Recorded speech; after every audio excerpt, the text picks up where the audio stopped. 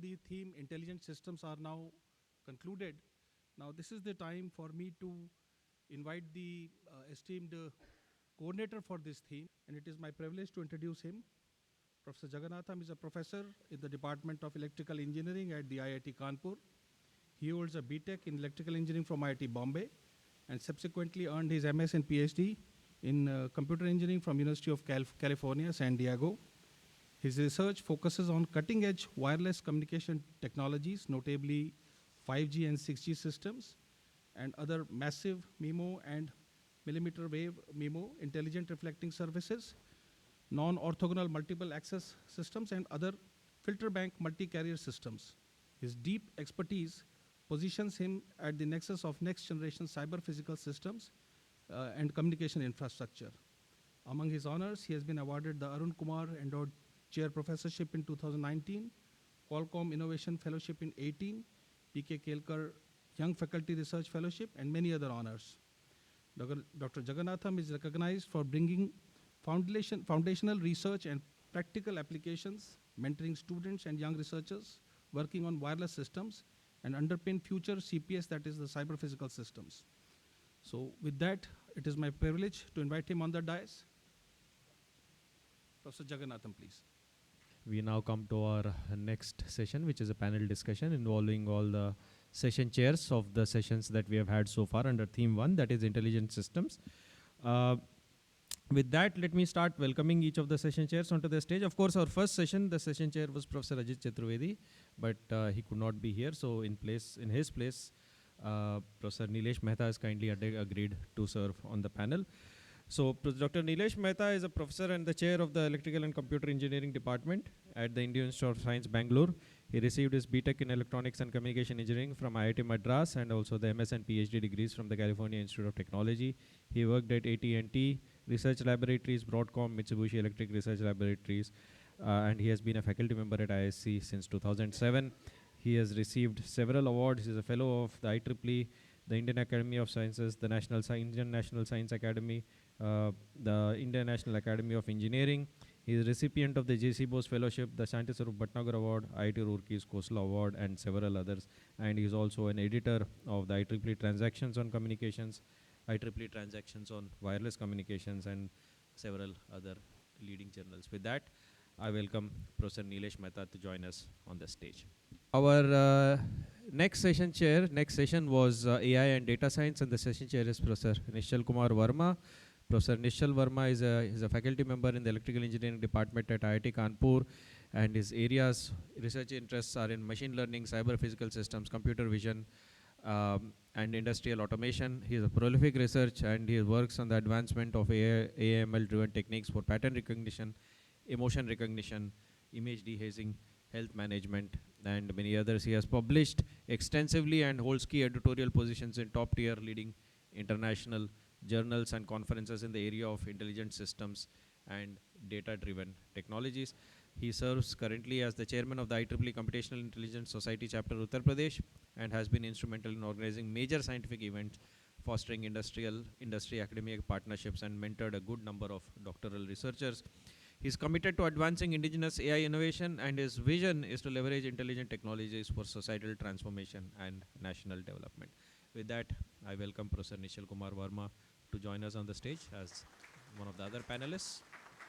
Our next session and theme 1, the third session, was on drone technology, and the session chair is Professor G.M. Kamath, who is the professor and head of the Aerospace Department, IIT Kanpur. Professor Kamath is the professor in charge of the IIT Kanpur Research Park between 2021-2023, and is currently a member of its board of directors. And prior to joining IIT Kanpur, he served as in various capacities in National Aerospace Laboratories, Tata Advanced Materials, Tata Consultancy Services, Bombardier Aerospace India. He obtained his degrees in aerospace engineering from IIT Madras, University of Maryland, and his research interests include aircraft structural health monitoring, corrosion sensing, monitoring aircraft corrosion fatigue of aerospace materials, amongst others. With that, I welcome Professor G.M. Kamath to join us on the stage as one of the panelists. Last session under the theme intelligent systems was, of course, the session that we had in the morning, that is cybersecurity for connected systems. And the session chair is Professor Soumitra Kumar Sanadhya. He's a professor at the Wadhwani School of AI and Intelligent Systems at IIT Kanpur. Professor Sanadhya heads the Center for Cybersecurity and Cybersecurity of Cyber Physical Systems, C3I. And he's also the program director of C3I Hub, an organization working towards translational cybersecurity products at IIT Kanpur.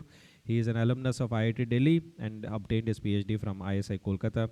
His research interests include design analysis and efficient implementation of cryptographic algorithms and protocols.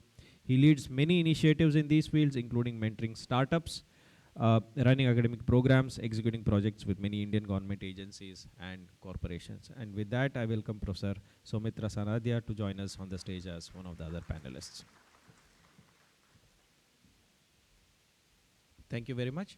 So we will start our panel discussion, and of course I will we'll start with a brief summary of each of the sessions, and then we will open it up with questions from the audience.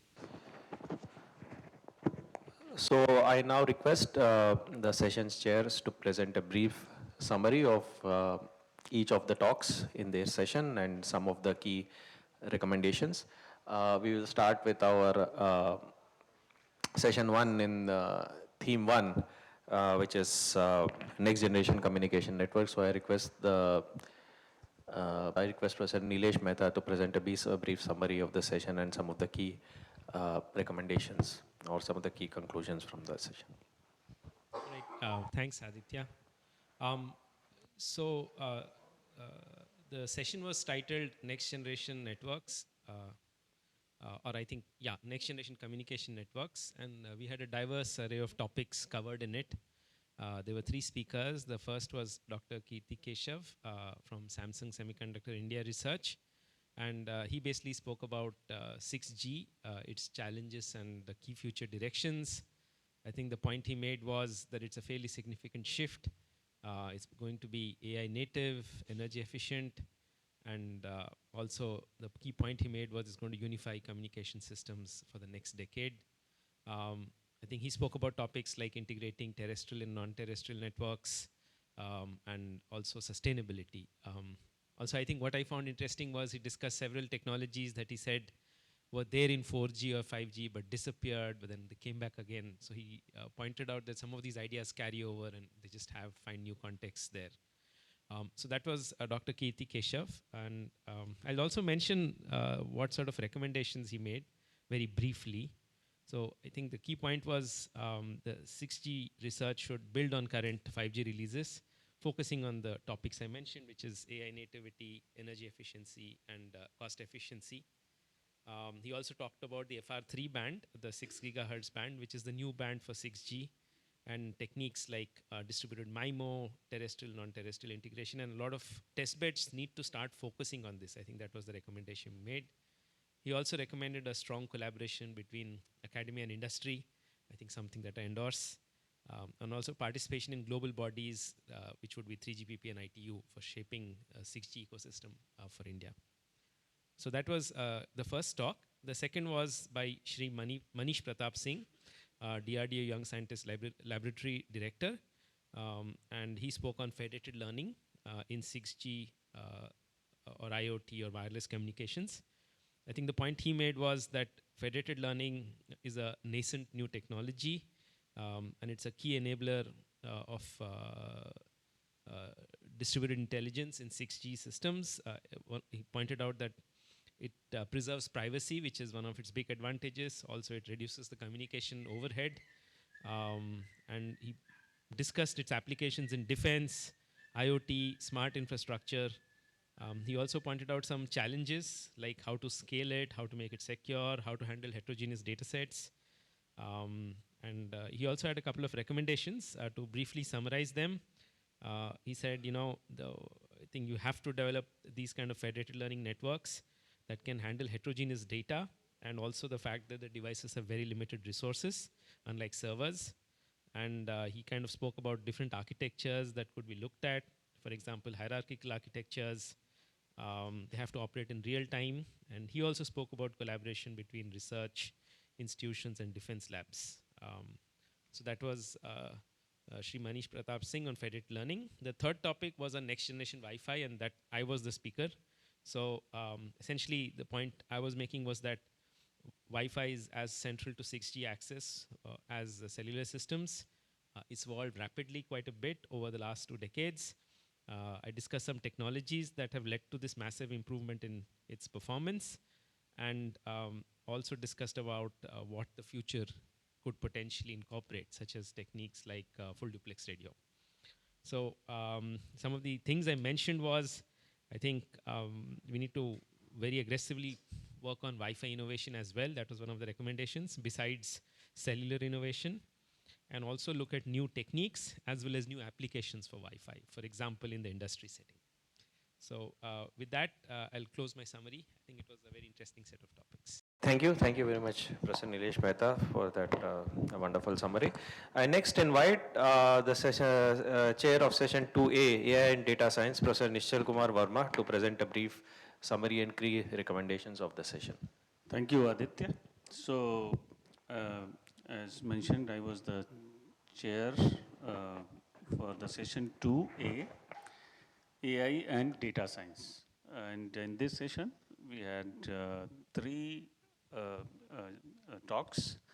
The first talk was on AI as skilled engineering assistance, opportunities and challenges, by Professor Amrutur Bharadwaj, professor from ISI Bangalore. So here is the overall summary of the talk. Basically, the talk focused on how AI can revolutionize engineering education and practice through the concept of an AI generalist engineer. In short, it is AIGE, and capable of solving any engineering problem. He emphasized that intelligence is becoming a commodity, democratizing access to knowledge and transforming the way engineers learn and design. And here are certain recommendations from the talk. And it's basically on engineering education that should integrate AI-driven labs, simulation labs, and project-based modules to promote hands-on learning and prepare students for AI-augmented engineering environments. And research industry collaborations should also focus on building domain-specific information related to AIGE and foundation models that can accelerate design, manufacturing, and sustainable efforts. So basically, overall, a strong push towards interdisciplinary innovation is needed, encouraging startups and researchers to combine AI with fields like bioengineering, robotics, and engineering for impactful cross-domain solutions. The second talk was basically on transforming biomedical research using AI by Professor Sanghamitra Bandyopadhyay from ISI Kolkata.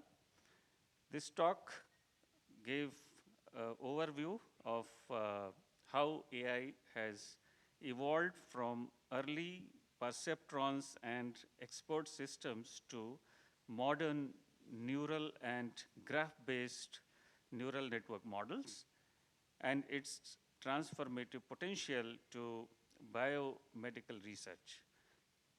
Professor Bandyopadhyay illustrated how computational AI methods can decode complex biological data, accelerate drug design, and predict adverse drug interactions using graph neural networks. Emphasizing a problem-solving mindset, she advocated for India's focus on indigenous biomedical standard datasets, scalable healthcare solutions, and context-aware AI systems. The talk balanced historical perspective, technical innovations and forward-looking vision towards data-driven, affordable, and inclusive healthcare. So here are certain actionable recommendations. Professor Bandyopadhyay basically emphasized towards prioritizing building large-scale, high-quality biomedical data sets, which is really difficult, and we are actually it is not usual, and there is a need to have such data sets in order to be self-reliant towards developing a biomedical theme-based AI systems. So a high-quality biomedical data sets capturing clinical, genomic, and imaging data representatives of the Indian population. Also, the healthcare AI systems must adapt the community level personalization approach, designing scalable solutions that provide affordable yet contextually accurate care for diverse demographic groups. Also, Professor Bandyopadhyay mentioned and emphasized towards collaborative research should unite clinician, biomedicians, and especially bioinformatics experts, AI experts, and policymakers to solve problem-driven national health challenges rather than focusing solely on algorithmic development only. Regular re-evaluation of global diagnostic standards against Indian dataset is needed to avoid systemic under or over diagnostics and ensure fairness in medical AI applications. And the third talk was on synergizing AI with industry norms, design, paradigm, and certification framework by Dr. Subrata Rakshit. Dr. Rakshit actually traced the engineering evolution from classical physical systems designed through software engineering and into the current era of AI.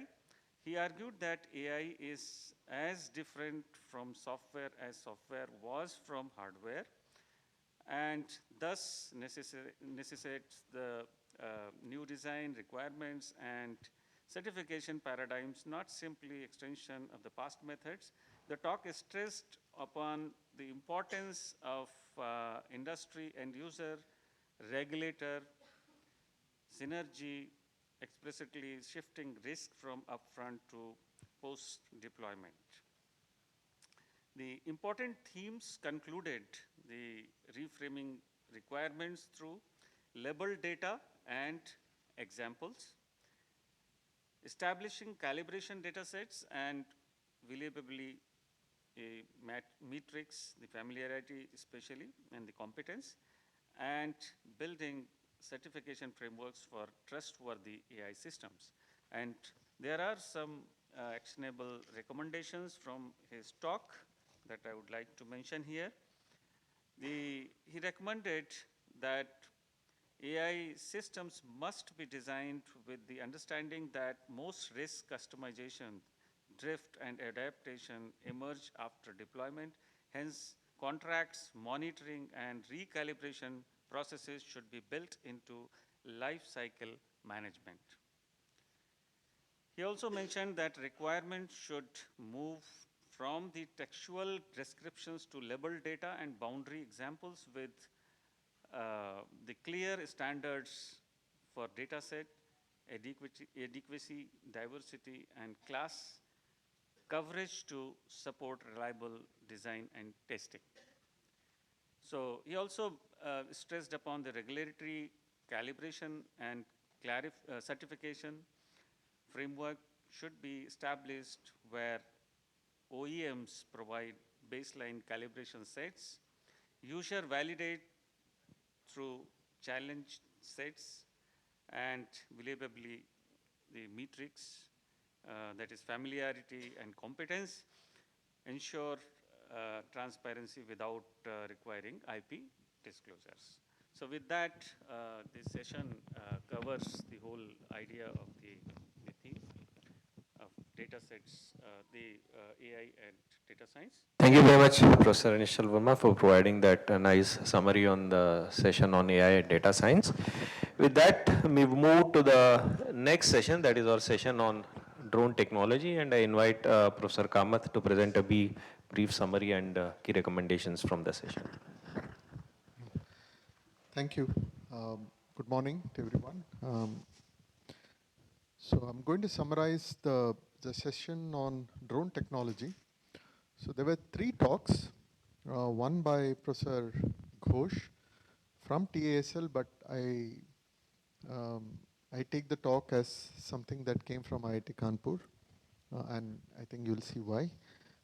Second was by Mr. Prashant Bhadoria from TASL, Tata Advanced Systems Limited, and third was by Dr. Abhay Pashkilkar, Director, National Aerospace Laboratories. And before I start, just a short disclaimer that I obviously have put in my own filters and biases into what I took away from these talks, and so please forgive me, and it doesn't fully, if there's anything I misrepresent, it's my fault, not the speaker's fault. So, and the other broader theme that I see from these 3 talks is that, interestingly, I mean, this is something which, Professor Ghosh focused more on what academia could do and how, it can seed or spawn, innovations, new technologies, even before it becomes, something that the world needs. So that's, and then I look at, Dr. Pashilkar's view as an enabler, and you see it's almost like, going through the TRL steps, and then, NAL being an enabler of technologies, trying to bridge, and of course TASL being the production agency or the final integrator, if you want to call it. So it was a very interesting set of talks, which kind of gave a good overview of what is necessary, what needs to be done, and how it could be done as well. So that's like broadly what I think is my takeaway from these 3 talks. I'll go a little bit more into the details of each one right now. So first, covering Professor Ghosh's talk. So it was kind of a bit of personal history as well as to how his students started getting interested in developing, and this is an important lesson for all of us. I think you never know sometimes where curiosity and passion can lead you to. So how students started developing drones and ultimately got formed, the Aurora Integrated Systems company got formed, and I think many of you may know that it was ultimately acquired by Tata Group as well. So he emphasized the importance of nurturing this kind of curiosity, innovations in academia. He also made an important point about, and this is something I think all 3 of them made a point about, how Operation Sindoor was a kind of a watershed moment for all of us in terms of what was needed, what we were capable of, and I think, and it also obviously highlighted some of the gaps that we have, and I think which we should focus on. So if I look at it from Professor Ghosh's point of view, he highlighted a lot of key research areas that we should be looking at, like things like cyber resilience, swarm technology, GNSS denied operations, which incidentally other speakers also emphasized, and he also spoke about some of the key pillars that if a center of excellence were to be created, what are the key pillars that this should be resting on. One was AI and autonomy, communication, energy and propulsion, and system integration aspects. So from a actionable recommendation, I think one very nice, from my personal perspective, is that, and I think he suggested that we do something along the lines of the Integrated Guided Missile Development Program, right? So his point was that why can't we, like how you have, Agni, Prithvi, Trishul, Akash, and so on, why can't we, and of course, yeah, one important point I want to emphasize here is that although Dr. Pashilkar spoke a little bit about agricultural applications and so on, but this was a largely aerospace and defense kind of a focus that all these three talks had. So I don't think we are going to go too much into other use cases. So it will be mostly from a defense and air mobility, air taxis, or from a counter warfare, warfare kind of a perspective. So to that extent, he felt that we should have something along the lines of IG, Integrated Guided Missile Development Program, where we identify key specifications of, say, maybe 3 or 4 or 5 drones which are important for the country, and say that these are the key specs that we have, these are the 3 key vehicles or platforms that we want to develop, and what are the technologies needed for it. So that becomes like a top-down kind of an approach where we start with the specs and then go down and see what are the technologies, who has to develop it, and so on. I thought that was an interesting suggestion or idea, and I think that's a very actionable kind of a recommendation. And of course, the R&D efforts that I have already spoken about.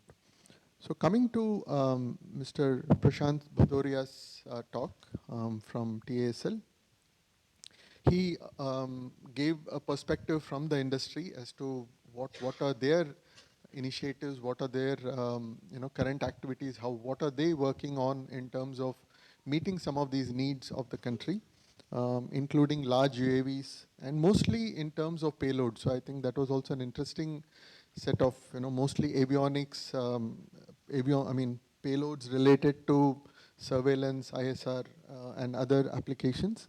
So there was a lot of emphasis on indigenization of these very critical equipment, the avionics, the computers, and navigation systems, sensors. So there was a lot of emphasis on that, and that's also, I think, a key takeaway from Mr. Bhadoria's talk. In terms of actionable recommendation, I would say, I think identifying key technologies for indigenization, this is also, I would say, is one of the recommendations from Dr. Pashilkar's. I'll come to that. But so one is definitely indigenization. And in terms of the technology needs, he raised this issue of, again, resilience, which again, even Professor Ghosh spoke about. Resilience under different challenging conditions, difficult conditions, like GPS denied or GNSS denied environments. He also spoke a bit of certification aspects. He felt that one of the actionable items could be in terms of sensitizing certification authorities to hasten the certification process so that the development cycle is much faster. So that was the second talk. In the terms of the third, so Dr. Pashilkar started his talk with giving a broad overview of all the use cases in terms of civilian applications, defense applications, exploration, survey, and so on. He also spoke about NAL's efforts in developing high-altitude pseudo-satellite systems and some of the drone developments as well. But again, one of the key takeaways for me is that he suggested that NAL could be looked at as a multi-stage aggregator, and he also suggested that we should, I think this is kind of what I see as Professor Ghosh's recommendation. He said what he called as demand aggregation, right, in terms of deciding what are the key specs or what are the key requirements of the country, whether in a specific application maybe, but since we are talking of defense, so he also advised the idea of demand aggregation, which was an important suggestion. The other interesting takeaway, or I would say it's even actionable recommendation, is development of a drone stack. And I think that's, again, a very important suggestion, and I think it's very actionable. What are the key elements of the drone stack? How can we develop? Who's to develop? And this will go a long way in, kind of strengthening the ecosystem and developing the robustness of the ecosystem. And of course, he also identified some of the key technologies to be indigenized. And I mean, or rather, he said that we should identify some of the key technologies to be indigenized and developed and so on. So I think with this, I would say that it was actually a very good, a kind of a broad overview of, from different aspects, from a innovation aspect, from a developing the enabling technologies versus what are the production issues and so on. So I think, I think it was an overall a very good session with a lot of different perspectives. So thank you very much. Thank you very much, Professor Kamath, for that wonderful summary. Next session, that is cyber security for connected systems. And I request Professor Soumitra Sanadia to the session chair to present a brief summary of the key takeaways from that session. Thank you. Yeah, thank you, Aditya, and good morning, everyone. So this session, which was held most recently, it had three speakers. The first one, well-known academic expert from IIT Kharagpur, Professor Deepanita Roy Chaudhary. She talked about implantable medical devices and the security issues in it. In the second talk, Ms. Kamini Malhotra from the head of evaluation group at the SEG lab of DRDO, she talked about policy issues in interconnected devices. And the third talk was by industry expert, Commander Dr. Shashwat Rajada, who talked about vehicular security and the policies and processes which are followed in industry for this domain. So very diverse topics were discussed, and I would like to now emphasize right from the first talk, what were the key issues that Dr. Deepanita Roy Chaudhary mentioned. So she talked about this emerging area of interconnected, this medical devices, implantable medical devices, IMD, and there is not much happening in the country in this domain, and she emphasized that firstly we have to think about the algorithms, the lightweight algorithms which can be implemented on such devices. So there is a lot of research needed in these, because these devices don't even have much energy to consume. So we want these algorithms to actually be very efficient from energy point of view. From cryptography perspective, for example, we know that if you look at certain public key algorithms, they take huge amount of energy to implement. So therefore, she has already even shown some examples of the kind of work she has done in lightweight cryptographic algorithms. And she also mentioned that in some cases, we do not even want just encryption, maybe authentication enough. Some cases, we only want authentication, but encryption is not required. And in some cases, we require, based on the application, both authentication and encryption, and which is the area of authenticated encryption. And she mentioned one of her recent works in which this lightweight authenticated encryption algorithm was developed. She also mentioned about the protocol, that is the next level. Once the algorithms are in place, how these algorithms are going to interoperate and talk with the device outside. Because the data has to be shared about the user's medical record, etc. And she talked about development of protocols. And finally, she talked about the ASIC development, and which is to implement these algorithms in hardware. And in all these three areas, there is a lot of work left to be done in the country. And she also made some specific recommendations. So first she mentioned that we need a IMD security program at national level, which is to prototype an ASIC, standardized some lightweight protocols and lightweight algorithms. She also said some data set or requirement standards are to be designed, which can mean commands, corner cases, safety envelopes, etc. She talked about energy efficient and software co-design, because not everything need be done in hardware. If there is a software component, then this can also be updated as per the requirements in future. Of course, security has to be considered in all of them. And she mentioned at the end about building a shared incident and threat intelligence clearinghouse, where clinicians, hospitals, vendors, certain academia, all are involved. So that the data comes from all places and some this rapidly coming up, this safety exploits, etc., can be tackled very quickly.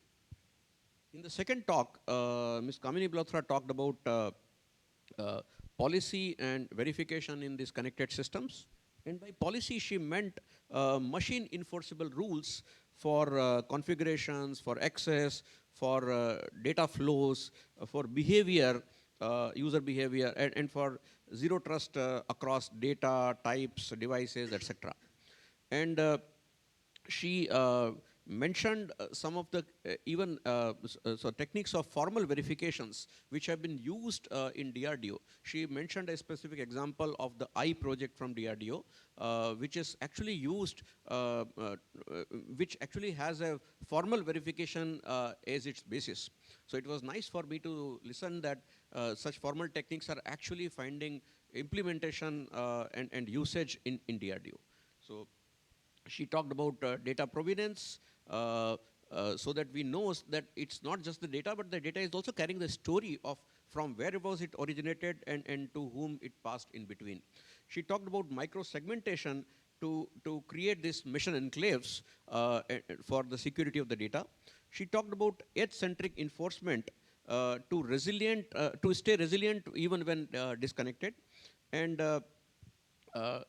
she gave some specific recommendations, and that is to adopt a hybrid policy architecture where the central formal specification or verification can be done with federated edge decision points and attested gateway or device enforcement. She mentioned about this mandating provenance of the data and verifications. For example, from trusted enclaves or from remote attestations, etc. And this will allow us to have cross-domain data trust and auditing later on in case something goes wrong. She mentioned about deploying context-aware micro segmentation and in particular the use of AI in these segmentations. She also talked about integrating formal methods, as I just now mentioned about the DRDO's I project, which also has this continuous scan for conflicts or hidden paths in these policies. And finally, she talked about engineering for disconnected operations, like we should have a method for pushing policy caches and local verification, and these kind of push can be made to the edge. In the third talk, Commander Dr. Shashwat Rajada mentioned about vehicular security architecture. In particular, he started with an example of a huge number of cyber attacks on connected cars in 2024. He also mentioned why it was needed, because recall is very costly for this industry, and there are different kind of devices, different kind of vehicles which are plying on the road.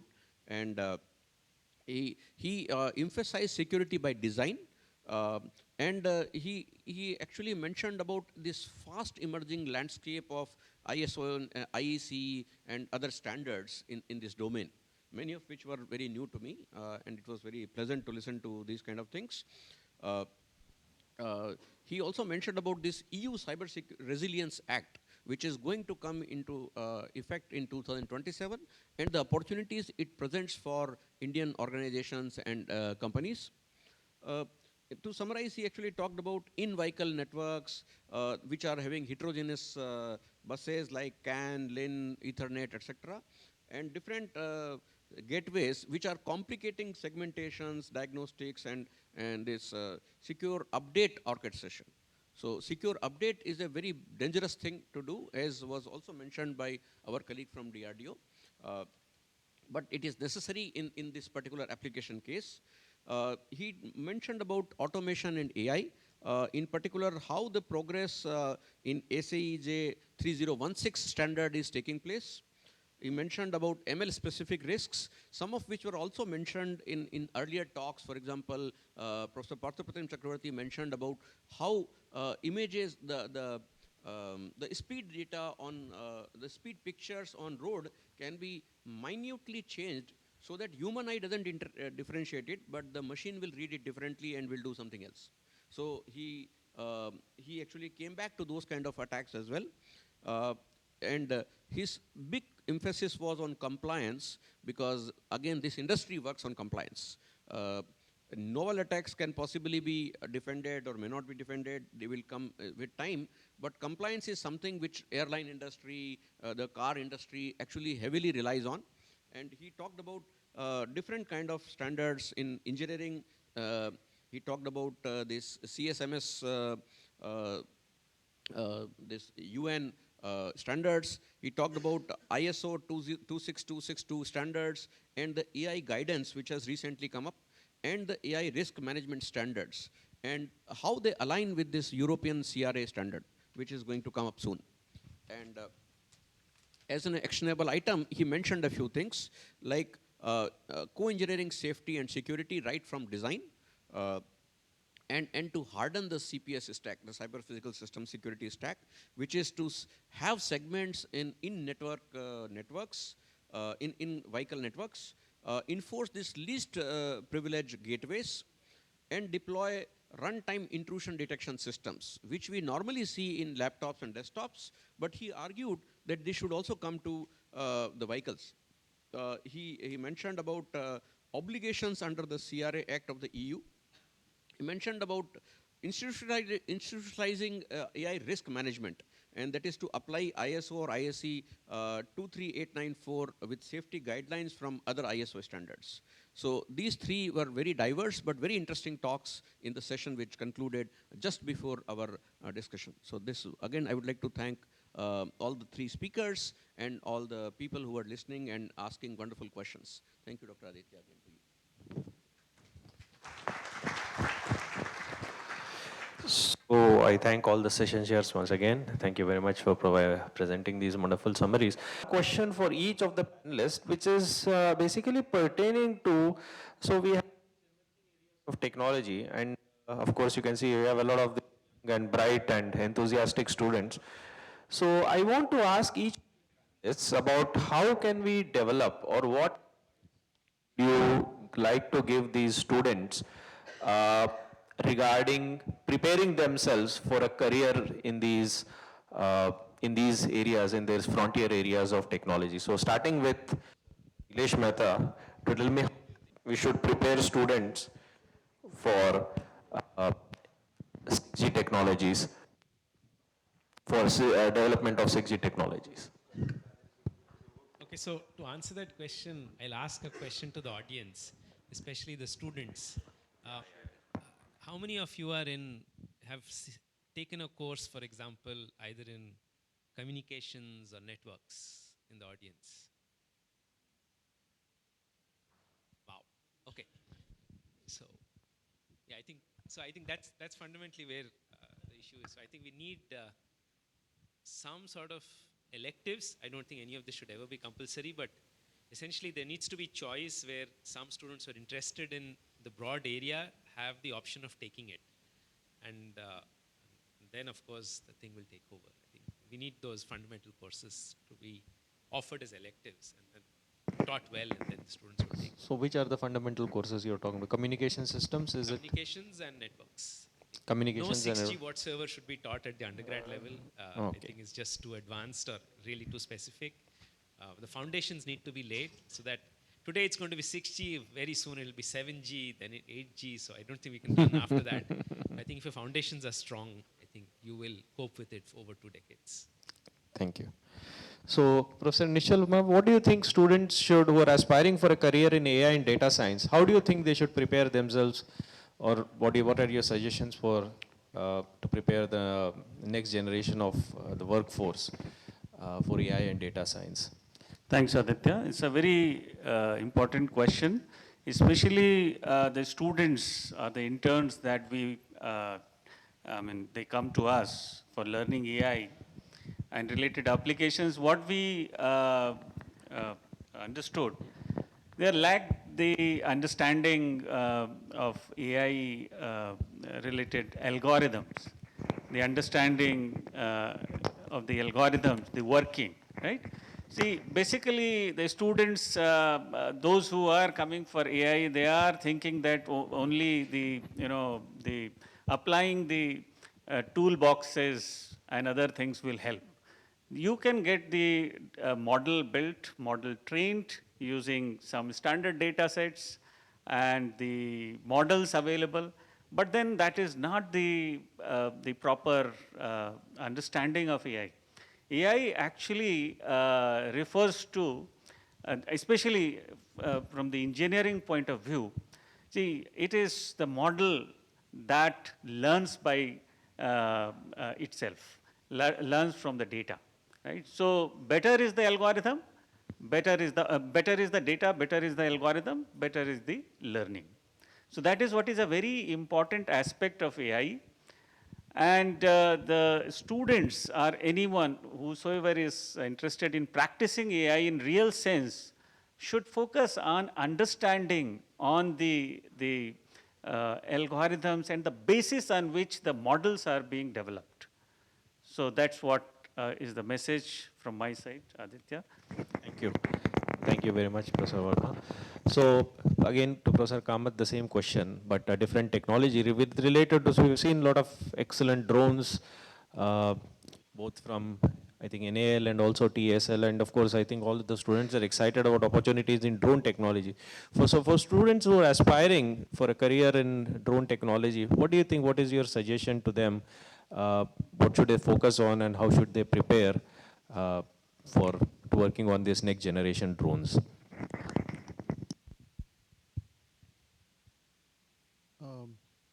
I think all of you are familiar that drone is actually a system, right? I mean, it's like the common refrain that ISR always says that I think they have very few aerospace engineers in ISR, right? They have electrical engineers, mechanical engineers, because it's a system integration.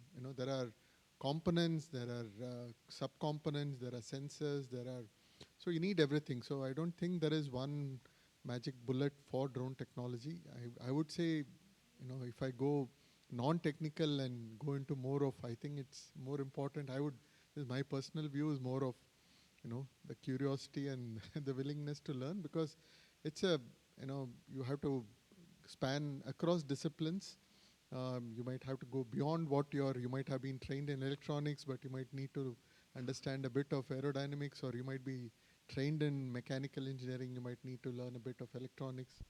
So I don't think, of course, in a more lighter way, I think IIT Kanpur offers an MTech in unmanned aerial systems, which is funded by Ministry of Electronics and Information Technology. And I think it's probably one of the very unique programs in the country. So you're welcome to apply to that. There we give a more comprehensive, broad-based idea of what it takes to build a unmanned aerial system. So just a follow-up, is this MTech in unmanned aerial vehicles, is this open only to aerospace students, or is it for students who have bachelor's degree in any other stream of engineering? Other streams as well. I think that is an excellent opportunity for the students who want to learn more about drone technology. That's a wonderful opportunity. Sorry, and just to add to that, and incidentally, although it's led by the aerospace engineering department, but it's actually, it has faculty from electrical, computer science, mechanical, even earth sciences, because that's also a good use case for surveys and so on. So it's not just an aerospace engineering program. I would say it's an IIT Kanpur program, which involves multiple departments in the faculty. Thank you. Thank you very much, Professor Kam. Sorry for that quick plug for our No, it's a wonderful opportunity. I think many students would be definitely interested in applying to that program and, furthering. I mean, those who are especially interested in drone technology. So again, we go to the next chair, that is Professor Soumitra Sanadia. I again have the same question to you. So of course, cybersecurity was one of the most upcoming and emerging areas of technology. So what is your suggestion to these students who are aspiring for a career in cybersecurity? Or how do you expect them to prepare?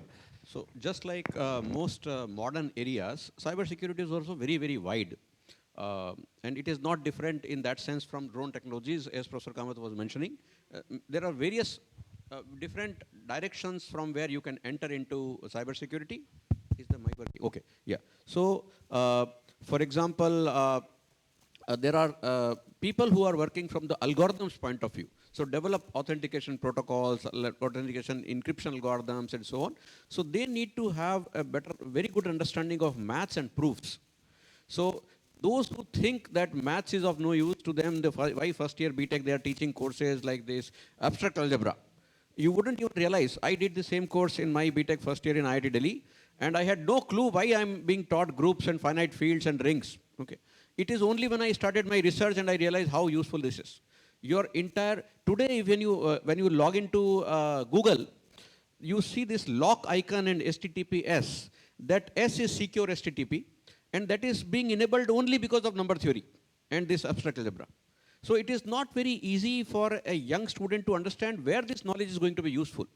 Not even just young students. I give you the history from Hardy, whom we better know from as a person who called Ramanujan to Cambridge. So Hardy was a great number theorist, and he disliked what we call today as applied mathematics. Any math which is used in some application.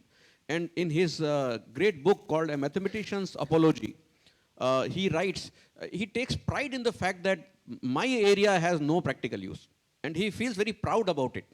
He didn't live long enough to understand that today's modern cryptography, the RSA, Diffie-Hellman, everything relies on precisely that number theory. So that is one thing I want to tell people. Don't think that some subject which is being taught to you, especially these core abstract subjects, they have no meaning. They are actually very, very useful in doing things much later. Even the matrices, for example, when they were taught initially, certain mathematicians who were reviewing these papers, they rejected those papers. They said, oh, what have you done? You've just represented the data rather than a single row. You've just written it in a two-dimensional form. So how does it bring anything new? But can you imagine any engineering today? Forget about computer science. Any engineering, the entire graph theory, the entire fluid mechanics, everything relies on matrices today. So that is one direction that I want to tell you. The second, if you want to enter into this security, development, software side, you have to start thinking a little negatively. Think about it, that you are a teacher who has to catch students who are cheating. Okay. Now, in my generation, what would people do? They will leave a cheat in the bathroom. Okay. They will carry a cheat in their pocket somewhere, and you will catch. Today's generation, I mean, you can think what they are doing. Somebody can think of getting a AI-enabled glass, and which companies are already selling. They take automatically pictures, and they project something back on your eye. So you can actually take a picture of an exam paper while appearing in the exam, and extract this data, send it back, and somebody else will solve it from outside, send it back. You are sitting in an exam hall, taking an exam, and maybe one of the machines has been compromised. Okay. And using that machine, the entire LAN can be compromised, and somebody is giving you answers on your screen and not on other people's screen. So there are different ways of thinking. Sometimes I teach an example in my class. Think about you are implementing a Superman. Okay. So there is, maybe the Superman is standing there. There is a bank here in which some innocent person has been put on a gunpoint, and he's being threatened. And as a Superman, your job is to save this person. And just beyond this building, there is another bank on the other side. Now, you program like this, that the Superman has to travel maybe 20 feet. Then he has to break open a window, enter, and look at the person who is being held at gunpoint, catch that person and come out and take him to a safe location. So this is the program you are writing in some language. Okay. Now, if I'm a malicious person, what will I do? I will try to use this program knowing that it has Superman power. Can I misuse it for myself? I know the other side of the building is a bank, which I want to rob. So what I'll do, I'll keep one of my person with a fake plastic gun, and I will ask him to go to the bank. He will go to the bank and stand there. Now, I want to flip this behavior of the attacker, in the sense that the Superman should go, but not turn left, but it should turn right. Break open the window, so he will break open the window of the bank. He will find somebody who is being held at gunpoint, and he will carry that person to a safe location. Now, how do I achieve this? By just a small change in the behavior of the program. As a Superman, I will simply lie the belly up. So rather than going left, I will go right at the end. And I will actually break open the window of the bank. There is a guy already standing for me. He will keep a gold bar in the hand of the person and put a fake gun on top of his. The Superman will catch hold of this guy, take him to a safe location, 1 kg gold bar. So just an example of how a simple thing can be modified. And this is the problem with software security that I was mentioning. You have to think like an attacker. So normally as a human being, we were evolved to think like positive. You are going on a road and somebody tells you that, oh, there is a traffic accident there, don't go by this way, and he's coming the wrong side. You go a little ahead, you see another car coming the wrong side, you will normally behave, you will believe them, and you will also turn. But in software, you don't believe. You have to have some mechanism of understanding whether the information that you are getting is correct or not. And that actually requires a different mindset, the mindset of a hacker, the mindset which always thinks like, maybe this is not true. And this is where all the scams happen today. You get an information, and your mind, by evolution, starts to behave that it is correct information. So in security industry, you have to start thinking that anything that you are getting is by default wrong. You have to have a way of proving that the thing is right before taking any action. So this requires a different thinking. This requires, therefore, a different way of programming also. So by default, assuming everything wrong.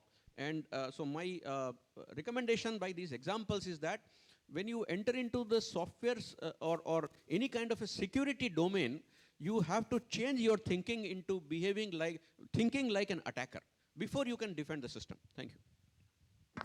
Thank you. Thank you very much. That's a wonderful, I think, wonderful set of recommendations for students who are preparing for careers in this area. Thank you very much. First, thanks to all the panelists, Professor Nilesh Mehta, Professor Nishal Verma, Professor G.M. Kamath, Professor Zavitra Sanadia. Thank you very much for your patience for first summarizing and also taking all the questions from the audience as well as, of course, everyone. And thanks also to the audience for the enthusiastic participation and the wonderful questions. So thank you.